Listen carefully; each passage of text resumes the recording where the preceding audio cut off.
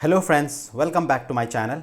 सो friends, इस video में मैं आपको जो है एज्योर सीक्वल डेटाबेस के बारे में बताने वाला हूँ। ओके, तो आई होप कि आप लोगों ने जो है अभी तक जितने भी मैंने वीडियोस या जिस सर्विसेज एज्योर की जो सर्विसेज के ऊपर वीडियोस बनाए हैं, आई होप कि आप लोगों ने सारे वीडियोस देखे होंगे और आप लोगों को काफ़ी कुछ सीखने को मिला होगा। इस वीडियो में भी मेरी यही कोशिश रहेगी, मैं यही ट्राई करूँगा कि मैं आप लोगों को एज्योर सीक्वल डेटाबेस के बारे में एक्सप्लेन कर सकूँ या उसके बारे में इंफॉर्मेशन शेयर कर सकूँ जो भी मुझे मालूम है। ओके, तो फ्रेंड्स, अभी सीक्वल डेटाबेस तो आई होप कि आप में से बहुत से लोगों को पता होगा कि सीक्वल डेटाबेस क्या है, बट जिन लोगों को नहीं पता उनके लिए मैं जस्ट एक स्टार्टिंग में एक ओवरव्यू देना चाहता हूँ।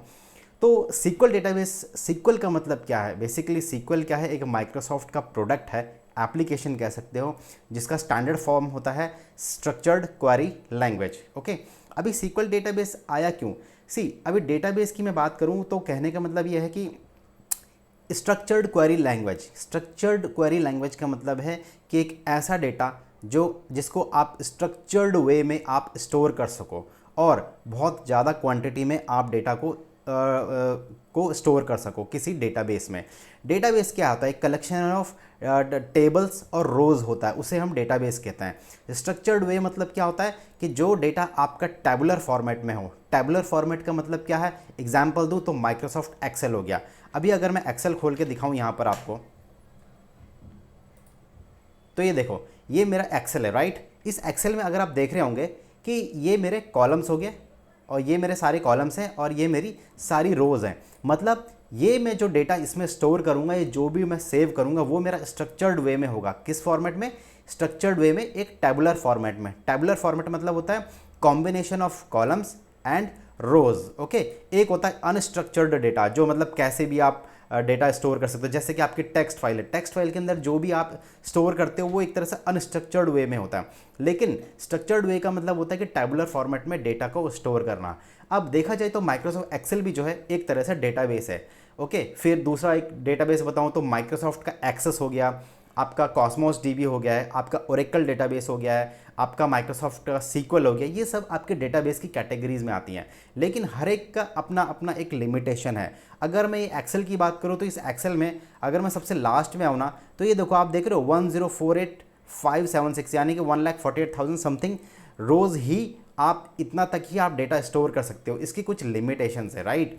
तो माइक्रोसॉफ्ट एक्सेल में कैसा है, आप इसमें एक छोटा स्मॉल डेटाबेस, स्मॉल साइज़ का डेटाबेस बना सकते हो, लेकिन अगर आपको लार्ज स्केल पे डेटा स्टोर करना है टैबुलर फॉर्मेट में, तो आपको माइक्रोसॉफ्ट सीक्वल यूज़ करना पड़ेगा। आप और भी डेटाबेस यूज़ कर सकते हो, बट क्योंकि मैं यहाँ पर सीक्वल के बारे में बता रहा हूँ, इसलिए अभी सीक्वल में क्या है कि आप ज़्यादा से ज़्यादा डेटा स्टोर कर सकते हो, बिकॉज उसका कोई लिमिटेशन नहीं है। वो आपके प्योरली डिपेंड करता है स्टोरेज का कैपेसिटी कितना है, उस हिसाब से आपका जो है डेटाबेस स्टोर होता है। ओके, तो मोस्टली ऑर्गेनाइजेशंस में, बिजनेसेस में, जहाँ पर भी डेटाबेस आता है वहाँ पर प्रिफर्डली जो है आपका माइक्रोसॉफ्ट सीक्वल डेटाबेस ही यूज़ होता है। ओके, तो ये था एक बेसिक ओवरव्यू कि सीक्वल क्या है, स्ट्रक्चर्ड है। इसमें जिस तरह से हम एक्सेल में जो है हम लोग एडिट करते हैं, कॉलम्स हेडिंग्स बनाते हैं, फिर रोज़ में डेटा एंट्री करते हैं, सेम वे ही आपका सीक्वल में भी स्टोर कर सकते हो, जहाँ पर आप हेडिंग कॉलम बना सकते हो और डेटा टैबुलर फॉर्मेट में स्टोर कर सकते हो। तो अगर मैं कंपैरिजन बताऊं और ज़्यादा इजी लेमैन लैंग्वेज में समझाऊं, तो माइक्रोसॉफ्ट एक्सेल क्या है? एक एप्लीकेशन है, आपका एक डेटाबेस पकड़ के चलो इसे। इसके नीचे जो शीट्स हैं, ये मैं अगर शीट्स क्रिएट करता हूँ, अभी माइक्रोसॉफ्ट एक्सेल तो आपको सबको पता होगा, अगर मैं शीट्स क्रिएट करता हूँ तो ये जो शीट्स है ये एक तरह से इसकी टेबल्स हो गई हैं, राइट। सेम वे में माइक्रोसॉफ्ट सीक्वल क्या है? एक डेटाबेस है, और उस डेटाबेस के अंदर जो भी हम टेबल्स बनाएंगे उसके अंदर भी मल्टीपल टेबल्स आप बना सकते हो। तो वो टेबल्स और माइक्रोसॉफ्ट एक्सेल की जो शीट्स है, ये आप समझ के चलो कि माइक्रोसॉफ्ट एक्सेल एक डेटाबेस है, उसके अंदर फिर हमने मल्टीपल शीट्स बनाई है, यानी कि मल्टीपल टेबल्स बनाए हैं। सेम वे में माइक्रोसॉफ्ट सीक्वल डेटाबेस एक पैकेज है, एक प्रोडक्ट है, उसके अंदर भी आप मल्टीपल टेबल्स बना सकते हो। ओके, ये था एक छोटा सा ओवरव्यू। अब बात करते हैं अपने माइक्रोसॉफ्ट एज्योर सीक्वल डेटाबेस की। तो आपको ये डायग्राम दिख रहा होगा। इस डायग्राम में जो है मैं ये समझाना चाहता हूँ कि एग्जिस्टिंग इन्वायरमेंट में कैसा होता था, ऑन प्रेमिसेस इन्वायरमेंट में कैसा होता था। अभी यहाँ पर मैंने लिखा है आस और ऑन प्रेमिसेस इन्वायरमेंट। आस और ऑन प्रेमिसेस इन्वायरमेंट में कैसा अपना इंफ्रास्ट्रक्चर रहता था कि हमारे पास एक वर्चुअल मशीन रहता था, और उसके अंदर फिर हम एक सीक्वल सर्वर या फिर सीक्वल डेटाबेस इंस्टॉल करते थे, अलग से एक एप्लीकेशन इंस्टॉल करते थे, अलग से लाइसेंसेस हम प्रोक्योर करते थे, उसको एक्टिवेट करते थे, राइट। बट ये वाले सिनेरियो में क्या होता था कि हमको सारा का सारा जो भी हार्डवेयर है वर्चुअल मशीन का वो हमको मैनेज करना होता था। अब माइक्रोसॉफ्ट ने एज्योर में पैस करके एक पैस की सर्विस निकाली है जिसे हम एज्योर सीक्वल डेटाबेस कहते हैं। इसमें क्या है, बेनिफिट ये है कि आपको जो है कोई भी अंडरलाइंग हार्डवेयर जो है आपको मैनेज करने की ज़रूरत नहीं है। फिर सिक्योरिटी के पॉइंट ऑफ व्यू से कुछ इनबिल्ड फीचर्स हैं पैस सीक्वल डेटाबेस यूज़ करने के, जैसे कि आपका रिकवरी हो गया, आपका इनबिल्ड फीचर्स हैं जैसे रिकवरी हो गया, बैकअप हो गया, फिर आपका पैचिंग हो गया। सिक्योरिटी के पॉइंट ऑफ व्यू से आपको इनबिल्ड माइक्रोसॉफ्ट प्रोवाइड कराता है आप अपने पैस कंपोनेंट एज्योर सीक्वल डेटाबेस में। अब इस सीक्वल डेटाबेस में आपके 3 टाइप के डेटाबेसेस माइक्रोसॉफ्ट ऑफर करता है। एक होता है आपका सिंगल डेटाबेस। सिंगल डेटाबेस का मतलब है कि अगर आपको कोई सिंगल डेटाबेस ही क्रिएट करना है तो वैसा सिनेरियो में आप सिंगल डेटाबेस यूज़ कर सकते हो। दूसरा है मैनेज इंस्टेंसेस। तो मैनेज इंस्टेंसेस में क्या होता है कि अगर मान लो एक्चुअली कैसा है कि मैनेज इंस्टेंसेस में ये एक्चुअली जब आप ऑन प्रेमिसेस के सीक्वल इंस्टेंस को अगर आप माइक्रोसॉफ्ट के एज्योर सीक्वल डेटाबेस में माइग्रेट करना चाहते हो तो वैसा सिनेरियो में आपका मैनेज इंस्टेंस बहुत ही ज़्यादा यूज़फुल होता है। एक्चुअली ये प्रेफर्ड वे है अगर आप अपने on premises existing SQL database instance को लिफ्ट एंड शिफ्ट करना चाहते हो या माइग्रेट करना चाहते हो तो आप मैनेज इंस्टेंस यूज़ कर सकते हो। तो मैनेज इंस्टेंस बेसिकली एक प्रेफर्ड मेथड है, प्रेफर्ड वे है लिफ्ट एंड शिफ्ट करने के लिए आपके on premises existing SQL database को into Azure SQL database. Okay, तीसरा आता है आपका इलास्टिक पूल। इलास्टिक पूल का सबसे बेस्ट एग्जांपल दूं तो आपको VMware का इंफ्रास्ट्रक्चर पता होगा। VMware में क्या होता है कि आपका एक हार्डवेयर होता है और उसके अंदर मल्टीपल वर्चुअल मशीन्स आप क्रिएट करते हो। तो कहने का मतलब मेरा ये है कि वो जो वर्चुअल मशीन्स आप उस ESXi होस्ट के अंदर बनाते हो, ESXi होस्ट एक हार्डवेयर है, एक ऑपरेटिंग सिस्टम है जिसके अंदर आप मल्टीपल वर्चुअल मशीन्स बनाते हो। तो क्या होता है कि जो मल्टीपल वर्चुअल मशीन्स है ना वो आपके उस पर्टिकुलर ESXi होस्ट के जो भी अंडरलाइंग हार्डवेयर है, ये कंप्यूट रिसोर्सेज हैं जैसे कि स्टोरेज, मेमोरी और CPU, ये आपके शेयर्ड में यूज़ होता है। यानी कि आप अपने वर्चुअल मशीन्स को उस ESXi में उतने ही क्रिएट करोगे जितने कि आपके फिजिकल ESXi सर्वर में कंप्यूट रिसोर्सेज अवेलेबल होंगे। तो इलास्टिक पूल भी वही कंसेप्ट है कि आप मल्टीपल सीक्वल डेटाबेसेस को एक अंडरलाइंग सीक्वल सर्वर के अंदर आप होस्ट कर सकते हो। अगर आपको मल्टीपल डेटाबेसेस जिनका यूटिलाइजेशन ज़्यादा नहीं है, कंजम्पशन ज़्यादा नहीं है, तो आप उन मल्टीपल डेटाबेसेस को इलास्टिक पूल बना के उसके अंदर होस्ट कर सकते हो। ये क्या है, बहुत ही कॉस्ट इफेक्टिव मेथड है। बिकॉज जैसे एक ESXi सर्वर में जैसे आप मान लो लेट से 100 वर्चुअल मशीन होस्ट करते हो तो आपका कॉस्ट इफेक्टिव हो गया ना, आपको अलग अलग हार्डवेयर खरीदने की ज़रूरत नहीं पड़ती। सेम वे में यहाँ पर भी आपको इलास्टिक पूल आप यूज़ कर सकते हो जहाँ पर आप मल्टीपल डेटाबेसेस एक सीक्वल सर्वर के अंदर होस्ट कर सकते हो। तो ये मैंने आपको एग्जाम्पल दिया है इन सब चीज़ों का। ओके, अब थोड़ा सा और इसके बारे में मैं आपको बताता हूँ। तो मैंने नोटपैड में कुछ अपनी तरफ से कोशिश करी नोट करने की। अभी आस वाला, अगर मैं ये वाला कंसेप्ट समझूँ, मैं इसको पहले क्लियर कर देता हूँ। हाँ, अगर मैं ये वाला सिनेरियो पकड़ूँ आस में, तो आस में अपने पास क्या एडवांटेजेस हैं, क्या डिसएडवांटेजेस हैं। एडवांटेज ये है कि इसमें आपको फुल कंट्रोल रहता है आपके सीक्वल इंजन में। फुल कंट्रोल का मतलब आप अपनी चॉइस के हिसाब से कोई भी सीक्वल डेटाबेस का वर्जन इंस्टॉल कर सकते हो।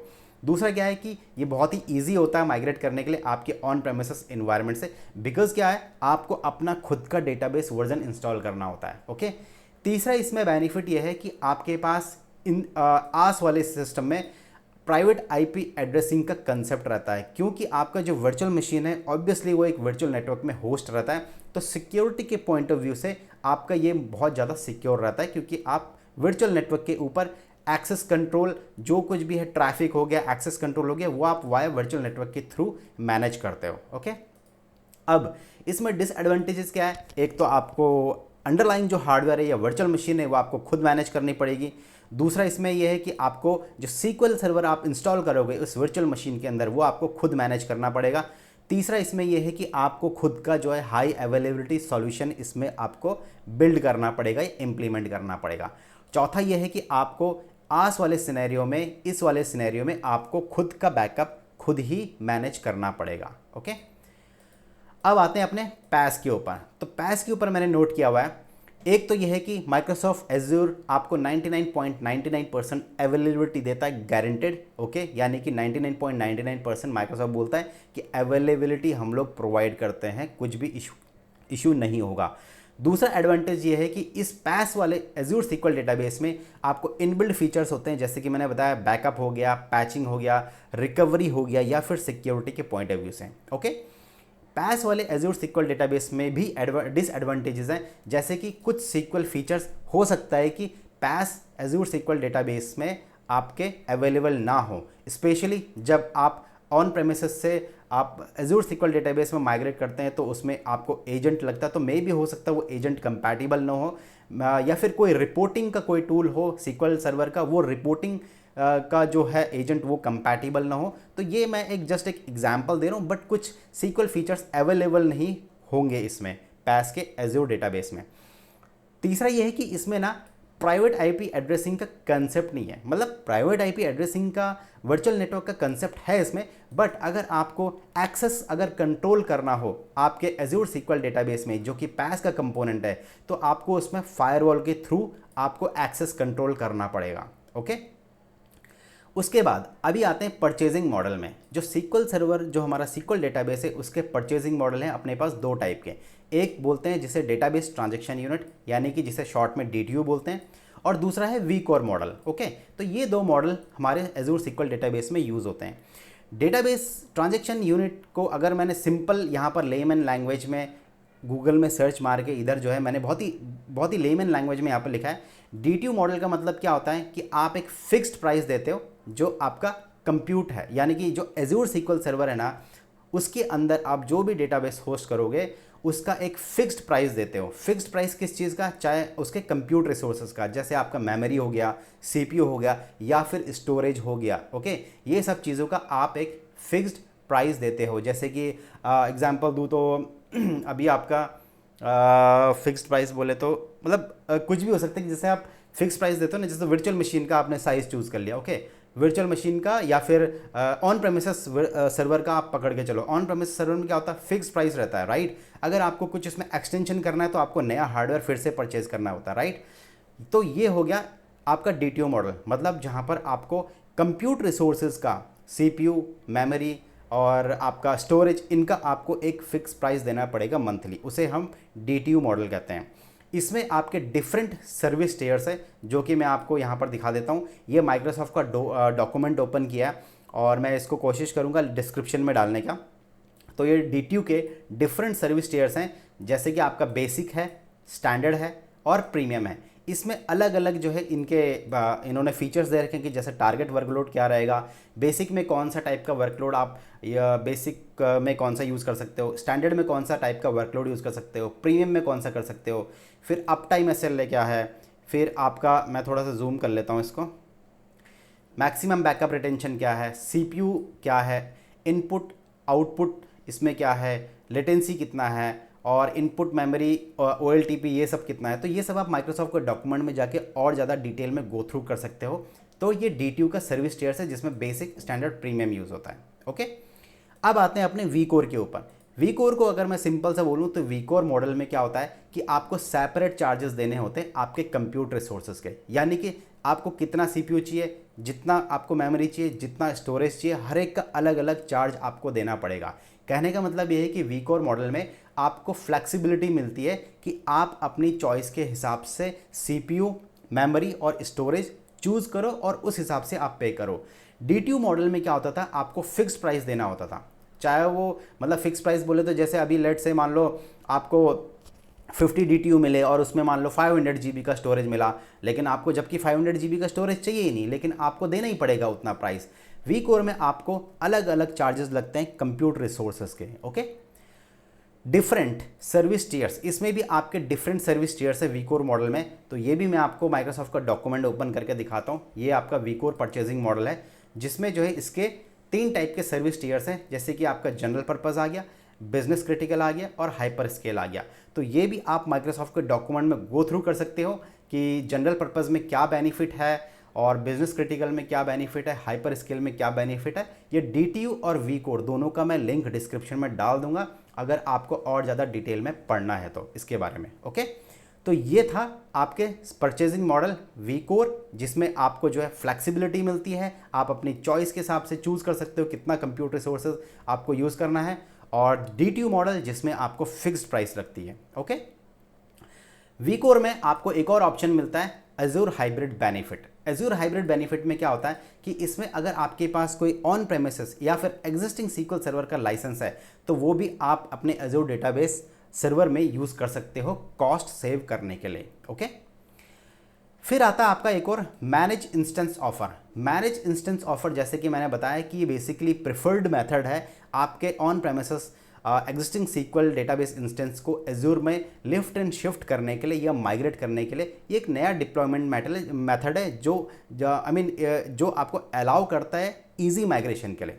ओके, ये आपको प्रोवाइड करता है 100% compatibility with latest SQL server. कहने का मतलब ये है कि मैनेज इंस्टेंस ऑफर अगर आप यूज़ करते हो लिफ्ट एंड शिफ्ट के टाइम पे तो आपके पास फ्लेक्सिबिलिटी रहती है और कंपैटिबिलिटी रहती है कि आप अपनी चॉइस के हिसाब से जो SQL डेटाबेस आपको वर्जन चूज़ करना है आप वो वर्जन यूज़ कर सकते हो Azure के पास, इसमें Azure SQL डेटाबेस के साथ। ओके, इसमें आल्सो एक और फीचर है कि प्रोवाइड्स जो है नेटिव वर्चुअल नेटवर्क इम्प्लीमेंटेशन, मतलब इसमें आपको वर्चुअल नेटवर्क इम्प्लीमेंटेशन भी प्रोवाइड करता है। क्योंकि देखो कुछ ऑर्गेनाइजेशंस हो सकती हैं, अभी जैसे मैंने बोला पैस के ऊपर में कि आपको जो है यहाँ पर प्राइवेट IP एड्रेसिंग का कोई कंसेप्ट नहीं है, मतलब प्राइवेट IP कंसेप्ट मतलब एक्सेस जो भी है आपको फायरवॉल के थ्रू करना पड़ता है। लेकिन ये जो मैनेज इंस्टेंस ऑफर है ना, इसमें कुछ कंपनीज ऐसी हैं कि हो सकता है कि उनको फायरवॉल के थ्रू एक्सेस न करना हो, वो वर्चुअल नेटवर्क के थ्रू